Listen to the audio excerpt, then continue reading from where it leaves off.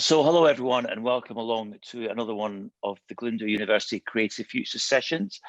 And today we're joined by a BBC Radio 5 Live presenter who you'll find on Weekend Breakfast, as well as other shows on the station. And he's here to share his varied broadcast experience with the students today. Please welcome to Creative Futures, Chris Warburton. Hi, Chris. Thank you, Graeme. Hi. Good to be here. And hello, everybody, by the way. I haven't said hello to everybody else who's here, but thank you for having me along. Thank you for joining us. It's quite odd, actually, because you've interviewed me a few times in the past, and we've chatted on your various radio shows and podcasts. So the tables are turned. So I have to make sure I'm on my best behavior here with interview technique. So first of all, a lot of our students who want to work in the creative industries, we've got students here who want to work in radio, but equally we've got students who want to work in TV, but different sectors of the creative industries. So your experience is in broadcasting is vast, and it'll be very useful to the students. Go back to, you went to the Cardiff journalism school, is that right? Yeah. So when you went there, did you want to be a journalist? Did you want to be a broadcast journalist? Did you know you wanted to get into radio? Tell us about that. Yeah, so I'd done a degree in politics, first of all, and that was at the University of Leicester.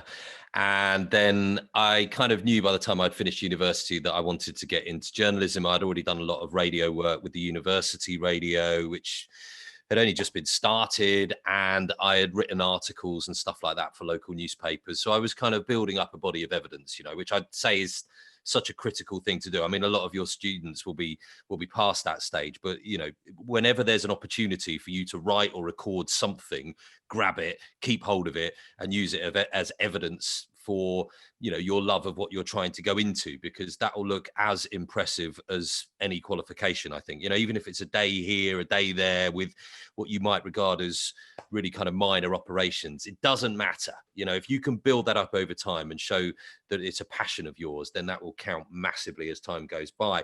Then I ended up at Cardiff, which was amazing to get in there in the first place because it's highly subscribed. But it was on the postgraduate diploma course for broadcast journalism, and it's a very, very hands-on course. There's like a pretend radio station, a pretend TV channel, and you're essentially doing similar kind of things to what you actually end up doing when you go into your first job, depending on what that might be. But for me, very much so, because after Cardiff, I ended up getting my first job in BBC local radio. But yeah, by the time I went there, I firmly knew that I wanted to do something in broadcast journalism. Now, I guess I probably thought that was going to be on air. And that remained the case whilst I was in BBC local radio. But as time goes by, I realized when I went into network radio and then network television as well, that the on-air opportunities aren't always as widely available as you would hope they would be. And also you become more seduced by the kind of nature of the stories you're doing by that stage too, because when I went into BBC local radio, you get a chance to do everything, which is why it was so brilliant, because you get a chance to read the news, you get a chance to write the news, you get a chance to put together the breakfast program, in a production sense, you get out to report. You get a bit of chance to present if that's what you want to try and do as well. So you're really building up your skills in absolutely everything. By the time you get into network radio, as I say, really you're probably going to be behind a desk unless you perform amazingly in terms of reporting or whatever. But I remember one of the first jobs I ever worked on was it was in network radio. There was a huge bomb in America, the Oklahoma bombing many, many years ago. And it was the biggest act of terrorism on domestic soil in America. It was basically the sort of state killing of the guy who was behind that. And that was one of the first jobs I ever worked on when I was in network radio. And all of a sudden you think, bloody hell, working on a major story here.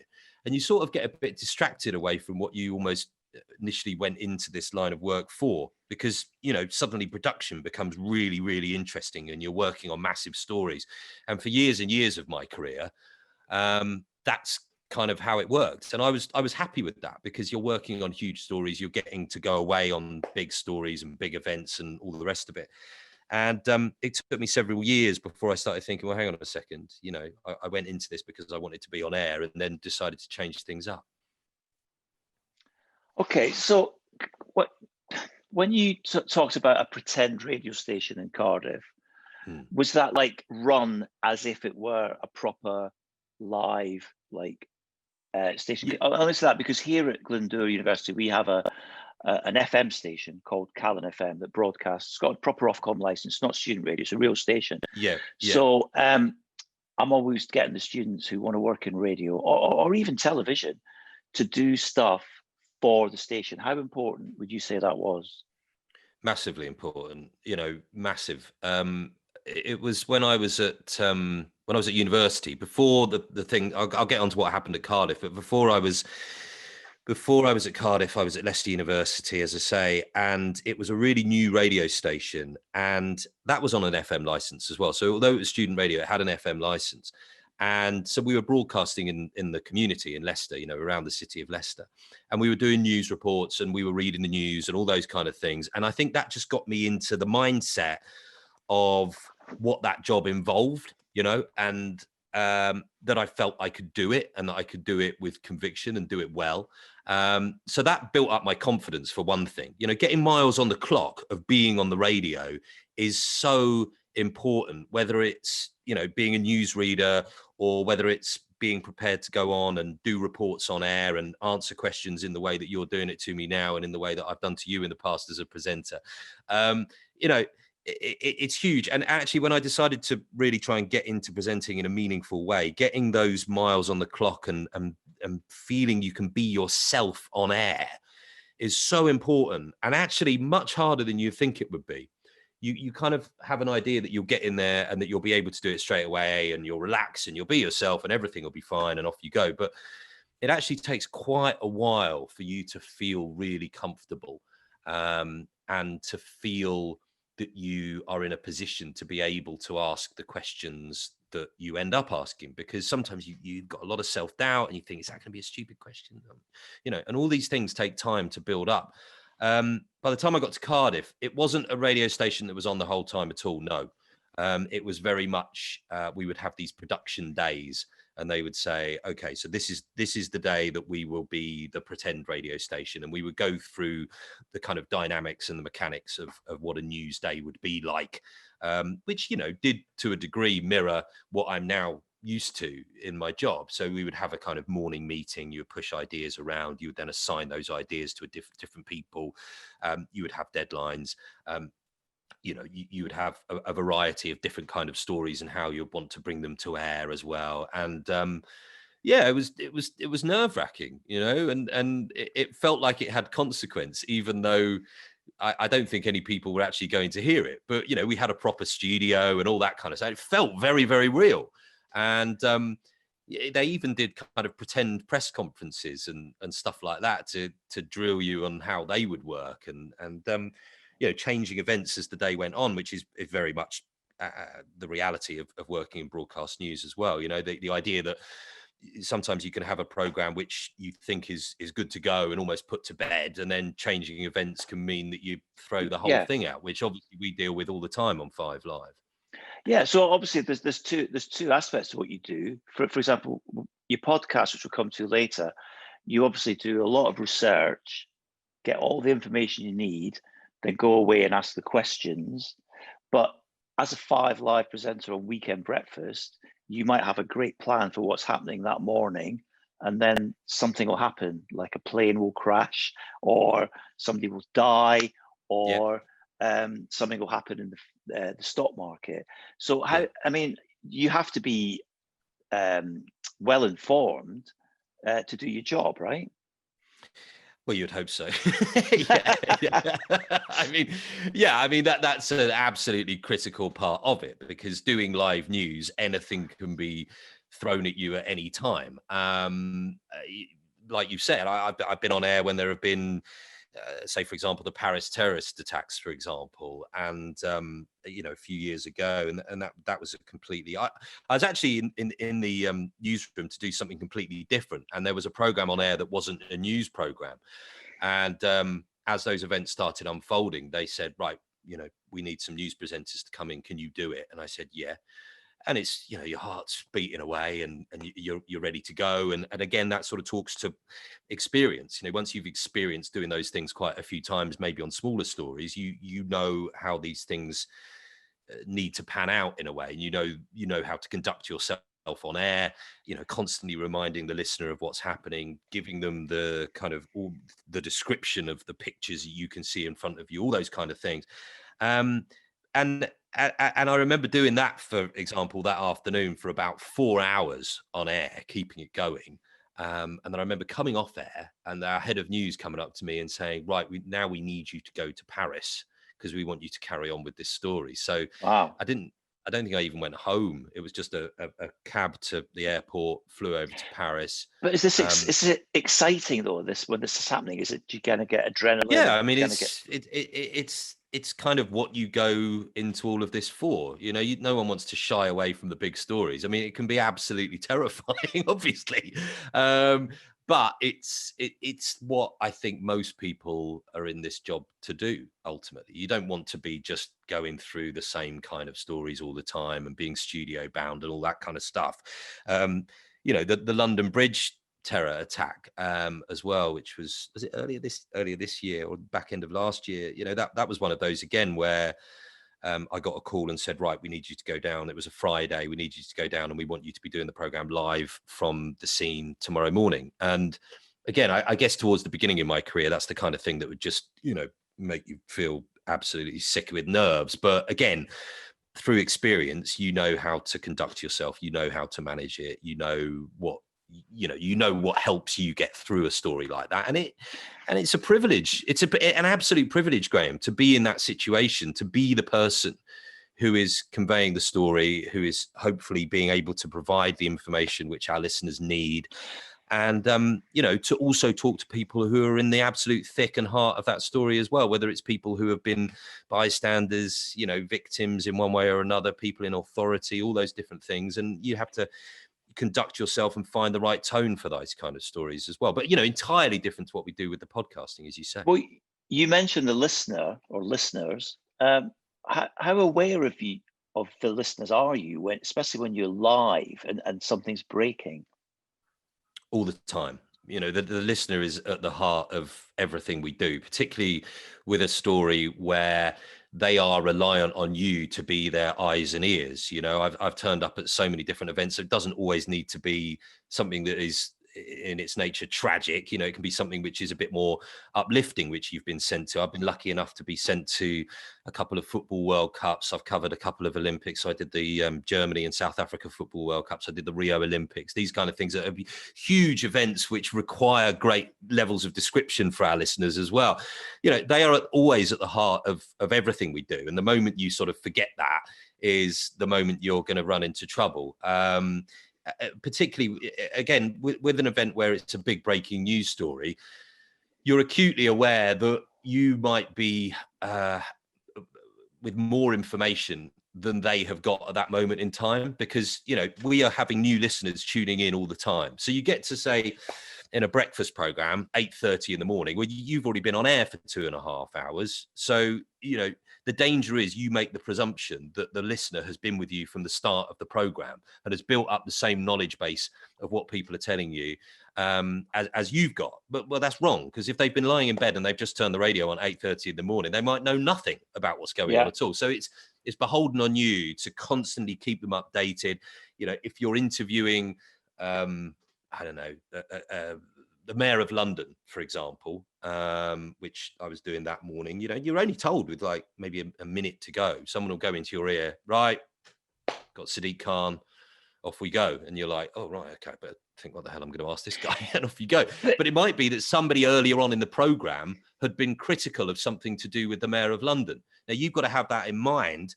Tell your listener, well, earlier on in the programme, if you weren't with us, we heard from so-and-so police chief who said that it's partly because of police numbers that we're in this situation, Mayor of London, and off you go. So you're reminding your listeners all the time.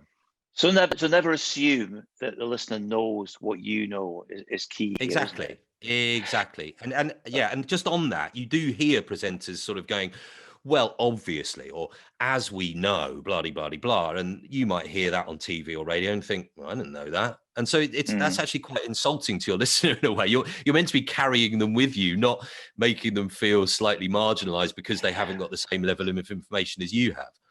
Am I right in assuming that if you, like, at the weekend you work with Ellen Oldroyd, and if you're covering on the weekday breakfast, you've got a co-presenter, and you've got a team behind you. Is it easier to work as a part of a team rather than be that lone presenter late at night or even in the middle of the afternoon when something happens? Is it harder to be on your own? When something happens, yes, it is, definitely. And I've done both. That's partly because, you've got a moving running order, as you say. You have people being thrown into the running order all the time. You've got breaking lines all the time. By that, I mean, let's go to a terrorist attack again. You'll have comments from the Prime Minister that are coming in, comments from the police, comments from the fire service, different ministers, the Labour leader, all of these things will be coming through, and you're meant to be trying to reflect that. You'll be trying to reflect what our listeners are saying through the texts that are coming into the programme as well. Lines will go down. By that, I mean phone lines or reporter lines or whatever, and then you have to fill for a bit as well. We're all used to doing that. That's kind of what we're paid to do as well. I love that. I love that. Everybody does. I'm sure that it's a highlight for most people when they're tuning in, when they know things are going wrong. But you're showing kind of empathy to one guest for one moment, then you're having to change tack and give somebody a hard time the next moment, for example. Again, if you're told, we're going to have the Mayor of London coming up in 20 minutes time, it would be nice, wouldn't it, if you had at least 3 or 4 minutes to have a little think of the first 2 or 3 questions or that you might want to put to him, for example. So if you've obviously got a co-presenter with you there, normally we call it flip-flopping.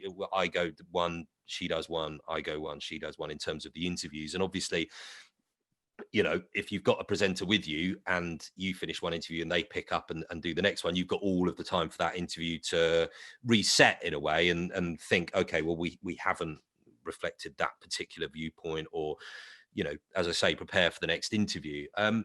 When you're presenting on your own, you do have little moments. You have a news bulletin at the top of the hour and a news bulletin at the bottom of the hour. You have the sports news, you have the weather, you have the travel. So they are moments where, as a solo presenter, you are able to kind of regroup a little bit and get your thoughts back together. But otherwise, sometimes it can be a bit of a mad blur at times. And you're sort of talking sometimes without necessarily even thinking. You're just thinking, I kind of hope what I'm saying is coming out in the way that I would hope it would. It can be quite weird.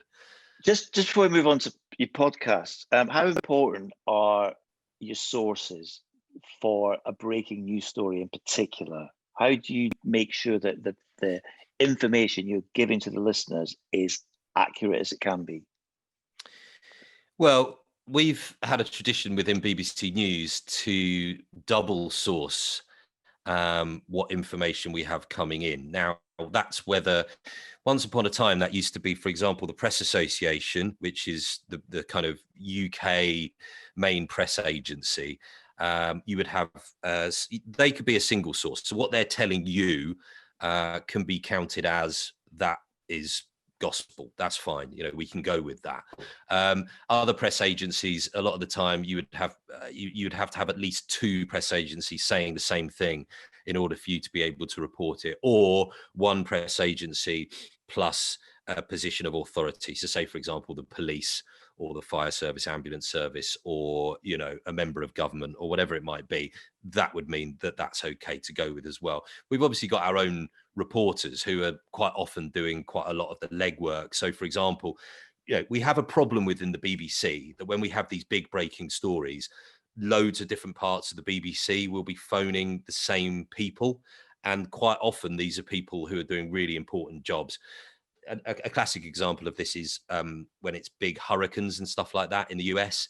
And I guarantee every single time when there's a big hurricane, because they're quite infrequent and we don't always learn the lessons of it, we'll always get a message from someone within the BBC passing on a message from the National Hurricane Centre from the US saying, can we please stop putting in multiple bids to the National Hurricane Center in the US? They are getting overwhelmed by calls to the BBC, which is not good, because that shows that the BBC isn't linking up particularly well. So quite often what can happen when you get into stuff like terrorist events is that you will have the BBC's main news gathering process, who will be in contact with a lot of those sources that you're talking about. You'll have the BBC's Home Affairs unit, for example, as well, whose correspondents will work on those kind of stories. And they will almost be a sort of central point for establishing contact with, you know, the kind of sources that you're talking about that will give us the kind of the sort of factual account of what's happening. So, you know, it's a big operation, and you've got to remember you're only kind of one part of that. So communication is key, because the last thing you want is for everyone to go, oh, well, someone will ring about the hurricane, and nobody does. So communication is important. I'm just saying that. That's because, true. I'm just saying that because I know a lot of my students are working in a group, and I keep telling them the communication to let everyone know what they're doing is key. Absolutely. It's absolutely critical. And you know, even if you're in I mean, you know, I'm talking about if you're talking about the mass part of the BBC, and there's competing interests within the BBC as well. As much as people wouldn't want to admit that, it's true. Everybody wants the breaking story. Everybody wants the first people on, and all of that. But yeah, if you're working in a small program team, being able to know exactly what everybody else is doing is really, really important, because sometimes if you're putting a program to bed and you're assuming that, you know, well, so-and-so seems to be getting on all right because they're doing our lead story or whatever it might be, and you're the editor of the program, and they keep just saying, yeah, it'll be all right, it'll be all right. And then with half an hour to go, they suddenly turn around and say, oh, actually, it hasn't happened. I haven't got what we thought we were going to get. Well, then you're in trouble, and you know, then you need to act. So actually having a great line of communication between everybody is really, really vital, actually, and keeping people updated with the progress that you're making on a kind of moving news program is a really important thing to do. Good. Hopefully that will sunk home to the students. Now, moving from live radio to recorded audio and your podcasts. Now, first of all, the podcast market is a growing market, and has been for certainly the past 5 years. I mean, it's probably 10 years or so that it's kind of slowly bubbled away, but the last 5 years, certainly the last 2 years, BBC Sounds in particular, lots of amazing podcasts out there. In particular, though, you were involved with 3 great podcasts. End of Days, about the Waco situation. Beyond Reasonable Doubt, which I have to confess I've still not listened to. And more recently, one that I was fortunate to be involved in, Ecstasy, the Battle of Rave. Now, obviously, they're great stories that you tell. I mean, and another thing as well, you do have a good radio voice. I don't know. I mean, helps. I'm sure it helps. Yes, exactly. It does help. What comes out of it is the problem, but yeah. But tell us the difference. I mean, presumably when you record something and you do all the research, you've got the luxury of time, and you can make it sound amazing. So you know, sum up the differences between live radio and recording, and how you actually got into making these amazing podcasts. Well, I mean, they're almost completely different beasts. You know, when you're doing live radio, you'll do a program, and that's kind of the equivalent of yesterday's newspaper in a way. You know, you move on, and you probably won't ever think about it again, and then you're on to the next story and the next program, and on it goes, and it's just a constant cycle forevermore, really. But doing something like a podcast is, you know, it's a dedicated thing for, I think most of them have taken, I don't think any of them have taken us less than about 9 months from the moment where we've had the idea to then pitching the whole thing, to then starting to properly gather contacts, the way forward, and then the kind of audio process, and then of course the editing process, you know, and then the whole promotional process as well, which is a big part of it too. So there's so many different stages to it, all of which have very different challenges and considerations attached, you know, and I've you know, talking about the kind of writing process is an absolutely massive part of that as well. So, you know, they are complete apples and pears, really. They you know, they are in the same ballpark, but they are completely different entities. So, you know, it's kind of hard for me to pin down what the difference would be between. I mean, you know, when you're recording live, when you're just doing live radio, you're in the studio, you're on location, and that's pretty much your lot, really. But when you're doing the podcast, sometimes you'll be recording links in the studio, sometimes you'll be out on location, sometimes, obviously during COVID, it's been a lot more challenging, and the different podcasts demand different ways of doing it as well. So when we did Beyond Reasonable Doubt, which was a true crime podcast, some of your students might know The Staircase, which was a documentary on Netflix. It tells the same story as that, but from a slightly different perspective. And that was amazing, because it was actually the idea of our controller at 5 Live, because he just really was fascinated by that story and said, let's get on it. It's still an active case at the time we joined it as well. So that kind of had an attraction to it as well. And that was very much, we were making the episodes as our storytelling went. So we dropped the first kind of 4 episodes, I think it was. And then we would say to our listeners, look, we don't know when the next episode's going to be. It might be next week. It might be in a couple of weeks, because we were following the story and dropping those episodes as we went, which was a really exciting way of doing it, because we didn't know which interviews we were going to get. In the end, we got pretty much every single person we went for, including the kind of main protagonist of the whole thing. But that wasn't right towards the end. And we didn't know how many episodes it was going to be. Some episodes were a quarter of an hour long. Some episodes were an hour and 15 minutes long. There was no real kind of rhyme or reason to it, which was really exciting and a brilliant way of doing it. The last 2 we've done, End of Days and Ecstasy, the Battle of Rave, was much more, okay, how many episodes is this going to be? How long do we want each episode to be? And that was almost part of the pitching process. And we dropped the whole lot when it was all finished. So, it's a more manageable way of doing it. It's a cleaner way of doing it as well, because there it all is. Go and enjoy it. And we know about kind of bingeable content and all the rest of it. But it's probably not quite such a thrilling way of going about it. But I think, a final point on this, the commissioning process gets harder and harder, because the competition has got harder and harder as well. And they've got more and more specific as to what they're after. And so therefore, I think actually coming up with an idea like Beyond Reasonable Doubt now to a commissioner, and them saying, okay, so just so we've got an idea of price, how long is it going to go on for? And I was turning around and going, dunno. And them saying, well, how many episodes is it going to be? Dunno. That would probably fill them with complete dread these days. So, there's that to consider as well. So yeah, that's a good point. So the pitch is important. So every as much information as you can. But you just said you had 9 months to make a podcast series, right? Which you had to pitch before you made it. Some of my students who are watching this have had 9 weeks to pitch and produce and record a 15-minute podcast. And they've never done this before. And because of COVID, instead of meeting in person and working as a group together and going out with mics and everything, they're all doing it remotely, which is something you must have had to do as well. So what would you say to my students who've never done this before, and we've just been shoved in the deep end? You've got 9 weeks to pitch, record, edit, and produce a 15-minute podcast. Obviously, I've been helping them along the way. I'm the kind of imaginary editor or commissioner, if you like. What advice would you give to them from someone who does this as a living? Yeah, well, it kind of depends what kind of podcast you're making, obviously. I'll tell you what, the one that they're doing, it's about music in different media. So they've got music in wrestling, music in films. That's just 2 examples. We're not finished yet. So that's the kind of premise of it. Yeah.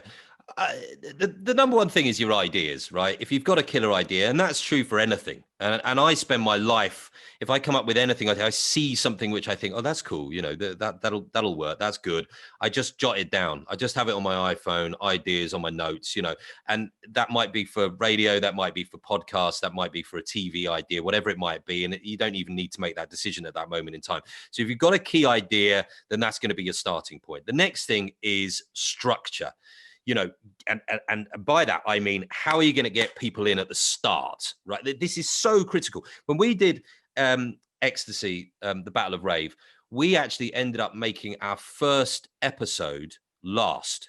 And that might sound a bit crazy, but that was because of what we had learned from when we did the End of Days podcast, because you're not necessarily in your stride right at the start. And that could be whether you're doing 6 half-hour episodes of meticulous podcast making, or it could be whether you're doing your 15 minutes that you're being urged to do here. We ended up in the End of Days podcast really getting into our stride, and by the time we got to our final episode, we thought, man, you know, this is how it sounds. And then we went back to the first episode and we just thought, it just doesn't feel on it in the same way. Now, whether that was because of the music we were using in reference to what you're talking about, whether it was because of the little tricks that we had learned along the way, of, you know, the way that I was addressing the listener or whatever it might be. So, you know, the next time we came to Exeter to see the Battle of Rave, we just said, nah, you know, we need to we need to do the first episode last, and it actually worked out really, really well. So yeah, structure is really important. What are you trying to tell at different parts of your podcast? You know, really clear beginning, middle, and end. Get them in with something that will really attract people at the start, and don't finish with a whimper. You know, you've got to go out with something that really leaves people thinking, wow, you know, that really kept it going right to the end. You know, in terms of your editing, do you want to keep it sharp? You know, you want to make it feel like it's not dragging on, that any bits that just feel a bit kind of, okay, a bit flabby, and you think, okay, that person's going on, or whatever it might be. Don't allow that to happen. Be really, really disciplined. Cut it out. And there might be things at the start that you think, no, that's got to be in. You know, that's a critical part of this. Okay, we had to make some big decisions with Ecstasy, the podcast. I mean, Graeme has listened to it. I don't know if any of the rest of you have listened to it, but there's a character who we spent a lot of time with, and a story which was at one moment in time a reasonably big part of what we were doing, but we just found it harder and harder and harder to actually fit it into the narrative of the story we were telling. And we tried and we tried, and it went on for weeks trying to see how it was going to work. And then one day, the guy who I worked with on both of the last podcasts just phoned me and said, I'm losing it. He's going, it's gone. And that's a big call, but you sometimes have to make those big calls. And we always say, you know, no one knows what's being left on the cutting room floor. They don't know. They don't know. The listener has no idea. You do, but no listener was going, I think what it was missing was X, Y, and Z. So that's important as well, the kind of discipline in there. You know, you need it to sound nice. You need it to sound as lush and as an audio experience as you can. Now, obviously, the project is involving music. Great. There would seem to be obvious ways to go with that. Maybe think of some of the less obvious. Are there different sounds you can bring in to illustrate what you're trying to say? Are there different sound effects that you can find and bring in? Now, you know, there's endless sound effects on YouTube or whatever it might be, but are there things that you can just go and record when you're out there, out and about, that you can just bring in to lay texture into what you're doing?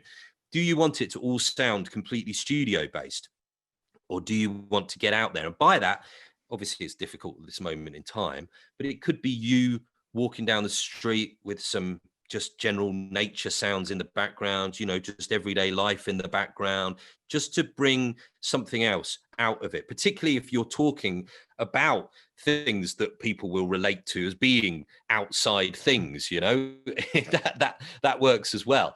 So it's just trying to make it as vibrant a sound as you can for the person who's listening, and bearing in mind that with 15 minutes, you know, that's not an awful lot of time to get in what you're trying to do.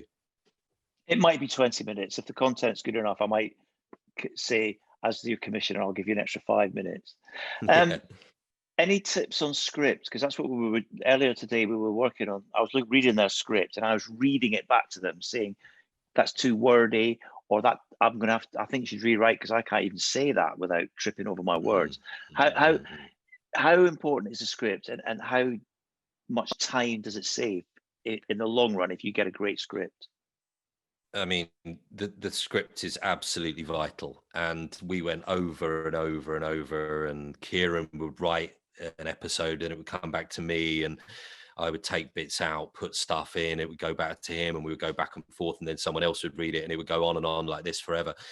Tight writing in broadcasting has got to be what it's all about. Like you say, you know, being too wordy. It's the same as when you're writing what we call a cue, and I don't know if you get into that on your course, but for radio presenters, that's the kind of intro bit that we will do to a guest. I would spend my life when I was a senior producer rewriting producers' cues for our presenters, and half of that was taking words out, taking sentences out, taking out stuff that just felt entirely unnecessary. Flowery writing as well, it's just not what we want. And it should be.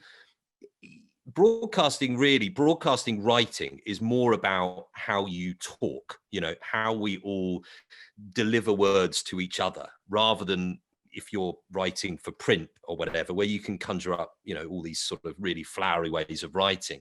That it's entirely different when you're broadcasting. And I think it's about trying to be sharp, sparing with words, and, in a conversational fashion. I think that's what you've got to get to as much as possible. And also just really trying to avoid cliche as best you can, because that again stands out like a sore thumb in a lot of broadcast writing, because there's a lot of the sort of journalese that we try to avoid as much as we possibly can. So yeah, just sort of think, is that the sort of thing that I would say to someone if I was trying to describe what I'm trying to set out in this piece that I'm doing? If I was sat next to them in the pub, is this how I would describe it? And if it's not, if it feels really flowery language, go back to it and have another think about it, I would.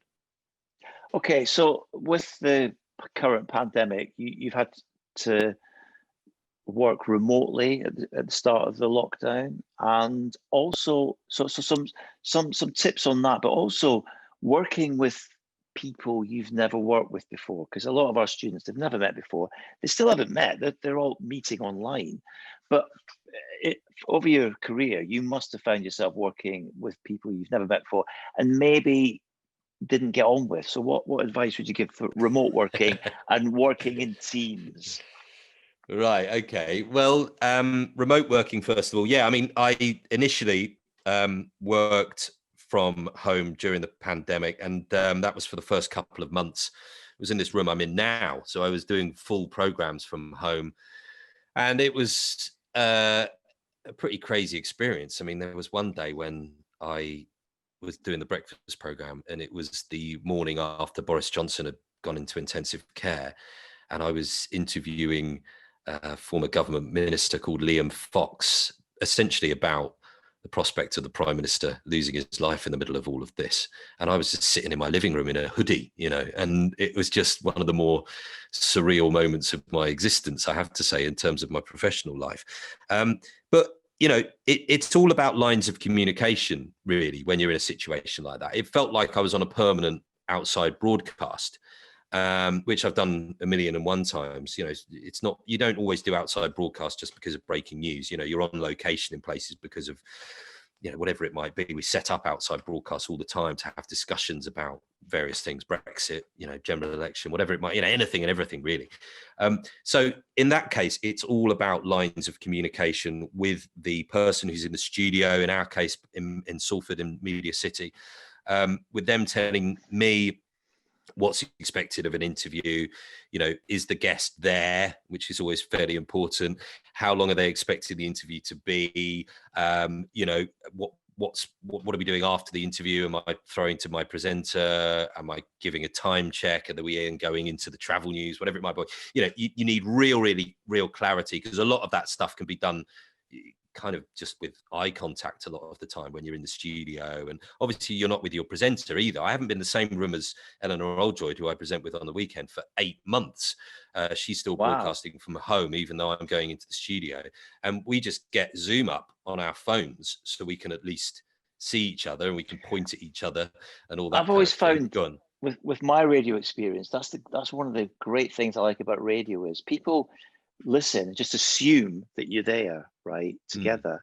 And I listen to you most weekends, and I've usually got a pretty good ear for knowing if people aren't together, and I didn't know that. So that just shows you how great how it works. And what about then you see? Yeah, I mean, Ellie and I have worked for a long time together, so hopefully that's the case, which takes us on to what you're talking about. I mean, I think, again, being remote and not being with a team underlies how important being with a team on a program is, and that's whether it's as a presenter or as part of a production team. And this applies to anything that you'll be going into, to be honest, whether it's radio, TV, whether you end up going into social media stuff. The idea of coming in, being with a team who are all working towards a common purpose of making a program that we think is going to be useful and entertaining and all that kind of stuff. Being able to bounce ideas off each other at that time in the morning to talk about a direction that an interview might be taking is really important, because everyone's got something to bring to the table. Everybody's got a kind of school of thought on a subject that you might not have considered before. Yeah, it might be useless. It might be really, really useful, but that's really important. And also just that camaraderie shouldn't be forgotten either. A happy team, a team coming together, can produce really good results, and that sort of feeds into what you're talking about, really, because I think sometimes just having honesty amongst people is what engenders the best level of teamwork. Actually, if you can actually say to somebody after they've done something, say for example, even something really, really small. We did a thing on the weekend where I was just sitting with my wife the other day and we were watching I'm a Celebrity, and I said to her, where the hell do all these damn cockroaches come from when we're in the UK? In Australia, you just don't really think about it because I don't know why. They're in a jungle and you think, oh yeah, there's bound to be cockroaches. I mean, it's all nonsense, isn't it? But in a castle in North Wales, you think, where the hell are they getting them all from? And I said, can we ask someone that? So one of our producers went and found an absolute brilliant cockroach expert. I mean, it might not sound great. It might not sound great radio, but it was brilliant. And she was so good, and she knew the absolute ins and outs and everything you'd ever want to know about a damn cockroach. But she was really inspiring and entertaining, and it was great. And so I just got in touch with the producer, who I know and I like, and I rate him, and he's a good guy. And I said, look, that was brilliant. It was great. You were just given a really basic kind of idea of what to do. You went and found someone really, really brilliant who knew their stuff. So well done, mate. That's really good. Now, the point is, I think that line of communication that we've got, he knows that I respect what he does, which now means if there's something which he hasn't done to a particularly great level, or he hasn't thought about in a way that I can guide him on, for example, if I go to him in a couple of weeks' time, if something like that comes up, or 6 months down the line, and I say, look, mate, that wasn't as good, and I'll tell you why, then he'll take that hopefully in a really good way, because I've already had the conversation with him when he's done something really well. So it's that kind of open line of communication with each other, to praise each other when you've done something really, really well, and to feel like that, you're a collaborative part of each other's experience in the workplace, but also to have that line of open communication so that you can have those critical conversations when they're needed as well. That's really, really important. You talking about getting on with, working with people you don't get on with, that's always going to happen unless you're someone who gets on with absolutely everybody, which, that's tricky, isn't it? It can be a challenge, and sometimes that can be your presenter. But, right. I think if you've got belief in yourself, if you think that you're putting in as much effort as you can, if you're fully understanding, this is important as well. If you're new to a job, it's sort of beholden on you. Even if you're coming in for a week or a day or whatever it might be, it's important for you to understand what makes that place tick. What are the priorities of that place? We have people coming into 5 Live who evidently don't really know what we are, what we do. They don't really know many of the presenters. They don't really know what the different programs are. And, is that going to impress us? Is that going to make us think, oh, well, next time there's an opportunity that comes up here, then let's call that person? Or, if they're freelancing, oh yeah, let's get in touch with that person. No, of course it's not. So in a way, the people who really impress are the people who are coming, who have done a little bit of their homework. And that's true if you're dropping in for a week, but it's also true, obviously, if you're going for a job interview, if you're starting in a new job, to really get under the skin of what that place is all about. Because believe me, everywhere is going to have their own priorities and differences in what they're trying to aspire to. Okay. Right, we've got some questions here. The first person I want to go to is Max. Are you there, Max? Because Max has got some questions about end of days, which again, I'm a massive fan on. So Max, are you there? Hello? Yeah, Hello? can you switch your camera on, Max? Okay, very good. This is a treat for me. I rarely see my students on Teams. They tend to not show me them. So Max, when you're ready, go on. Let's have your question for Hello, Max. Chris. Hello. What was it that inspired you to produce a podcast around David Koresh, first of all? Mm-hmm. And what was the development process like? So, pitching it and then subsequent research, Yeah. Okay, good question. For people who don't know, the podcast, David Koresh was the leader of a cult, which was in Waco in Texas. It was about 25 years ago, more than that now. And it was in a big international news story at the time. Cults weren't particularly well-known things necessarily, and this really became a big global news story, particularly with the way that the American government managed the whole thing, because without giving the game away, it ended up in very, very tragic circumstances with most of the people losing their lives. So it was all horrendous, really.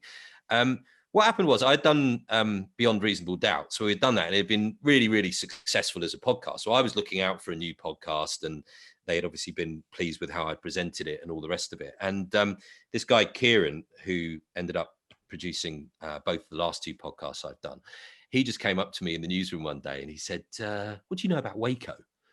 And I said, well, I know what I remembered from when I was a teenager, when it was happening as a story, and I kind of knew I still had the pictures. I knew what Koresh looked like, and I knew what the kind of compound looked like where they were all based, and I knew how it had ended, but I didn't really know much more of the kind of consequences and what have you. And Kieran just said to me, did you know that about a third of the people who died in that were British? And I said, I had absolutely no idea, mate, no idea at all. And this goes to show what I was talking about ideas, and just jotting stuff down on your phone or little book or whatever it might be, because he had just moved to Manchester and he was on one of these tours of the city, that people do, guided tours. I mean, I'd never go on something like that, but he did. And he ended up, as part of the tour, being taken into the old coroner's court in Manchester, where they carry out inquests and stuff like that to determine how people died and what have you. And as he was there, they went into this amazing wood paneled, really old school courthouse, which they use for TV stuff quite a lot, actually. And I've been in there subsequently as part of what we were doing for the podcast. Amazing building. And the guy who was giving the guided tour said, and some of you might not know, this is where they carried out the inquests for the British people who died in Waco. And Kieran was like, British people who died in Waco? I didn't even know any British people died in Waco. So then it only took a little bit of casual research after that to, realize quite how many British people had gone, and then how many people had died as a result of as well. But, when you do that research, you realize how underreported that was at the time and how underreported that has been historically. So the response that we've had more than anything to the podcast is people saying, God, I thought I knew the Waco story, but I had no idea about the British people. That is what we've heard again and again and again. And in a way, subsequently with Ecstasy, the Battle of Rave story, which Graeme was involved in. Now, this was a story about, without going into the great detail, it was about acid house when Ecstasy first came into the UK and what the kind of consequences were of that with rave culture and all the rest of it. Now, people kind of, and it's brilliant that everybody kind of knows the story of the Hacienda, which Graeme's obviously so intrinsically linked to as being a legend of that scene, right? Well, but people, it's all relative, yeah. But people didn't so much know about where the tentacles of rave culture had taken all of that scene into different parts of the UK so much, I mean, they do if you're ingrained in the culture, no doubt. But beyond that, there's a kind of idea that maybe rave culture really existed around the Hacienda and illegal raves around the M25, and that's sort of where it began and ended. Well, that's not the case. And so we've found a way of telling that story in a slightly different way, and I think that's almost become a bit of a niche for us. But going back to what you were saying about Waco, and I'll say this briefly, but it's the idea at the end of the day, right? That is the first thing that is going to get any commissioner going, okay, is there something in this? Now, they won't necessarily then go, yes, you're good to go. But it's that early conversation, doing a bit of the groundwork and saying, we've got contacts for these people. We've had some preliminary conversations. They're up for it. You know, some of these interviews were really, really sensitive as well. Some people hadn't talked about this for years and years and years and had endured horrendous tragedy in their lives. Some of them had been former cult members who still believe in the whole thing. So there's a sensitivity to deal with there. Interesting characters, believe you me. And so you're getting the groundwork, you've got the idea. You don't want to do all the work, because what a waste of your time if they just turn around and say no. And that can be what happens. So it's getting that balance between having enough together to feel that you've got something that will make them think, hey, there's something in this, right? And not kind of, you know, putting in a whole load of unnecessary work. So I think really it's kind of 2 or 3 heavy hitters that you've got who have given the nod. You know, a brief, maybe an A4 page of this is how I think it will work. These will be the critical characters. This is what's the heart of the story. Maybe a couple of pages, you know, just to sort of pique their interest. But like I say, I think everything, at the heart of everything, is a great idea. And once you've got that, you will know it. You will know it straight away, you know, because you'll be excited about it. You want to tell other people about it. And Okay. And it's a great moment, actually, when you do actually finally get that thing, because I'm trying to find one now, and it's hard going, man. It's hard going, but you know, good luck with whatever ones you come up with. Right, thanks for that. I hope that was useful. No, I think that was very Thank you, useful. Chris. Nice one, mate. There he is. Right, Callum, you've got a question. So, Callum, if you could switch your camera on, that would be. Hello, mate. You're right, Callum. Nice to meet you. Yeah, and you. So what's your question for Chris, Callum? I just wanted to ask whether in your eyes you found it difficult to get where, like, to just even get into your career. Because I know coming onto this course, I've had a lot of doubts because I wasn't going in the direction of production when I've gone through school. So doing this is all very new to me. It's all a bit like, you know, I don't really know what's going on. Like, so I just wondered if, like, you know, did you have it in your head straight away that you wanted to go into this, or, you know, did you just find it difficult? Well, what do you know roughly what you want to do, or are you still just open to ideas, which isn't a bad thing?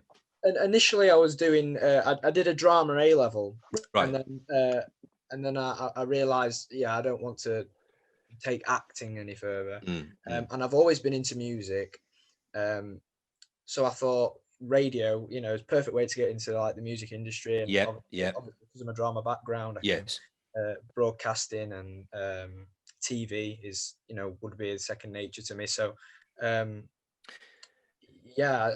just listen. I would say, don't worry, don't overburden yourself with thinking, oh Christ, I've got to know what the job of my dreams is at the end of this, because careers, you know, they take effort, they take perseverance, they go in sort of mad directions that you wouldn't necessarily have expected because opportunities arise, your priorities change. You know, like I said, I was a producer, and I went quite high up in the kind of production chain, if you like. And before you know it, you're then kind of looking at promotion to, I was going to get promoted to becoming an assistant editor, right? But by the time you get to that level, you're becoming quite distant from the kind of cold face of actually being on the radio or making radio, in the case of what I'm talking about.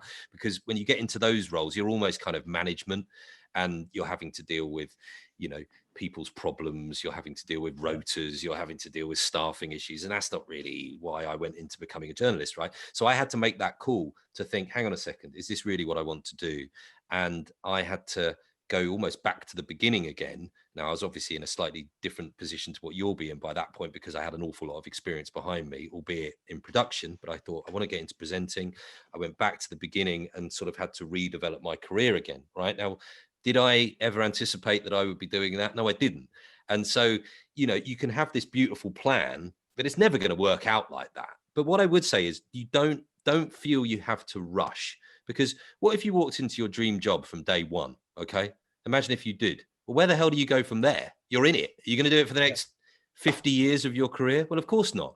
That's why there's a gradual progression.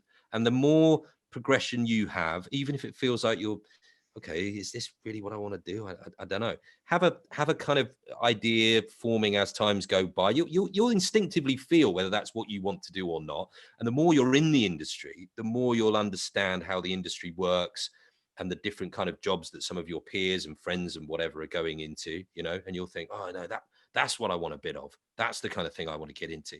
And then you can focus your attentions at having a go at that as well. But, you know, I think having a vague plan is no bad idea.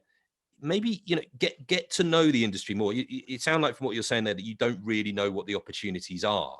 So maybe go and buy, there's a thing called Broadcast magazine, right? They'll have a whole load of jobs in the back or whatever it might be. Go and get some of the supplements, you know, the Guardian media section or something like that. Get an idea of what happens. Listen to the media show on Radio 4, for example, which Amal Rajan, who's the BBC's media correspondent, he presents that. So go and find that out. Just immerse yourself a little bit more in how the industry works, you know, what kind of opportunities might be out there. And then you'll have a clearer idea of where you might want to target. Now, if you then decide to do that, don't turn up any opportunity, right? Even if it's something that feels a million miles away from what you want to do. If you get an opportunity to go in for a day, take it, because then you can stick it down on a CV and say, I did that, I learned this, that, and whatever from that. It might be hopeless. You might learn naff all, right? That doesn't matter. You're telling an employer you did, okay? It's all about selling yourself. It's about selling yourself with your experience from your education, but it's about getting out there into the real world and being able to get some proper experience under your belt as well. So I would say knock at as many doors as you can once you get a clear idea of what it is you want to do, but also don't reject or say no to anything. Just say, yeah, you know, whenever there's an opportunity, take it. But, you know, drop me an email if you want, man. And I can suggest some other things that you might want to, sort of, you know, have a little listen to or have a little think about, just to get a clear idea of what the industry is all about. Yeah, that'd be perfect. Brilliant. Thank you. Brilliant. Okay, and then we've also got, thanks, Callum. We've Nice also one, Callum. got a question from Carlos. Are you there, Carlos? If you want to switch your camera on and ask Chris your question. Hello, Chris. Carlos, how are you? I'm good, thank you. Good. Well, the question I have to you, Chris, I know you did some television work. Yeah. But as a radio presenter, I know you also did like the BBC True Crime, Beyond Reasonable Doubt. Yeah. I know it was in the UK iTunes chart for 6 weeks, number one. Number one, yeah, it was a big thing. So it's exactly. Yeah. So what I would like to know is which one from all the work you have done, which one was the one you've enjoyed more, and also the one that marked you more in a positive or negative way? Yeah, it's a good question. I'll give a boring answer and say I've enjoyed them all. But if you want me to pick one out more than the other, I suppose, in a way, doing the podcasts it gives you a real sense of achievement and a sense of pride because you've worked on something for such a long period of time. When you do something big in radio, even if it's something which has won awards or whatever, and I've been lucky to win a couple for live events or whatever it might be, people will talk about that for a bit of time. You know, give it a couple of weeks, and people will say, "Oh yeah, it was amazing what you did." And it's forgotten. It's history, you know. And even if a similarly related story comes up a couple of years later, you know, that is connected to a big event that you did, I'll sit there sometimes to my team and go, I covered that when it happened, you know, and they'll go, did you? And I'll go, yeah. Like, say for example, Grenfell Tower, for example. So I was down at Grenfell the day after, and you know, 3 hours of broadcasting from down there, memorable for obviously tragic reasons. You know, it's like that kind of thing. You know, at the time, people were like, "Oh, it was amazing. You did such a great job, and you have a real sense of pride, and isn't that great?" Because you know, you feel responsible for having to do a good job on a day like that. You know, you want it to be as good as you possibly can for the people who are connected with the whole event, and also for our listeners who need to know exactly what's happened. But yeah, you know, when it's, say for example, an anniversary, you'll go, oh well, obviously I I was there. And colleagues will go, oh, were you? Yeah, it's just forgotten about. But when you've done a podcast, people talk about it. They love it. It's got a very long tail, as we would say. You know, it stays around for a very long time. So that sense of achievement is great, and I love that. I love live radio. I love the unpredictability of live radio. I love being able to go to a location and, you know, not really knowing what you're going to find and making some sense from it. That is amazing. So I love the medium of radio. I love the intimacy of radio as well. I love the fact that I'll speak to people who are willing to reveal their innermost secrets, and they do. And you sit there, some people will say, I had someone on the other day, we were talking about LGBTQ issues, and somebody got in contact and revealed, I was doing a phone in, and they said that they were bisexual, and it was the first time that they have ever told anybody that this, other than people they were in relationships with, that this was the case, and then wanted to talk about how difficult it was, the challenges of that situation for them. And, you know, you sit there and you go, I remember somebody who, we were doing a thing on drug addiction. They told me that they would regularly go out at work. They were a heroin addict. They would go out at work, inject themselves in their car, and then go back to work. And this was something that was ongoing. The people reveal stuff to you on the radio. I don't really know why, but they do. And what a privilege that is as well. The unpredictable and all of that. TV, yeah. So I've done quite a lot of reporting on the One show on BBC One. It's a good thing to do. I loved doing it, but it's much more predictable. It's much more, you know, everything's prepared, everything's thought through. It's not as kind of, it's much more risk averse than radio as well. It hasn't got that kind of level of intimacy. I'd say, I don't mean in a kind of fake news kind of way, but I mean in terms of a production process, I'd say the production process is slightly more disingenuous, you know, maybe slightly more kind of dishonest in the way it goes about than radio. Radio, we tell people what it is, what's what. TV, it's a bit more. Do you think that's because of the visual element? Whereas radio, whether it's a podcast or live radio, it's just on and you can go about doing other things. Do you think that's something to do with it? Yeah. No, 100%. You know, the time constraints are massive in TV compared to radio. So when I do the One show, for example, you go out to do a film and the script is pretty much written, and they will have talked to the contributors who you're going to go and interview, and they've written into the script what it is that they want that person to say based on the conversation they've already had with them. So they're not putting words into their mouth. This is words that person has already said on a previous phone call, but they damn well want you to get those words out of them so it fits into the script that has been nicely put together, you see? Whereas in radio, we'll just turn up, we'll talk to them, and we'll pick out the most interesting thing they say, or the thing that best illustrates what it is that we're trying to tell.